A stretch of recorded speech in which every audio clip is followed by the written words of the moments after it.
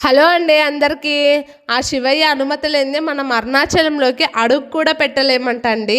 పంచభూత లింగాలలో ఒకటైన అగ్నిలింగం ఈ అరుణాచల క్షేత్రంలోనే ఉంటుంది. అంత పరమ పవిత్రమైన క్షేత్రం అన్నమాట.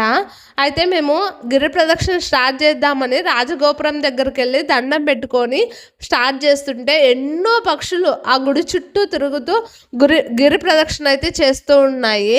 అయితే మనకు కంటికి కనిపించే విశేషాలే కాకుండా కంటికి కనిపించని విశేషాలు కూడా చాలా జరుగుతుంటాయి. ఎంతోమంది దేవీ దేవతలు వచ్చి ఆ గుడి చుట్టూ గిరి ప్రదక్షిణ అయితే చేస్తూ ఉంటారంటండి. అయితే మేము సాక్సులు తీసుకున్నాము గిరి ప్రదక్షిణ చేయడానికి. మా చిన్ని కన్నయ్య సాక్సులు వేసుకొని చిన్ని కాళ్ళతో అయితే గిరి ప్రదక్షిణ అయితే చేస్తున్నారనమాట. ఇక్కడైతే మ్యాప్ అండి. మ్యాప్లో చూస్తే మేము 1 కిలోమీటర్ వరకు అయితే నడిచాము.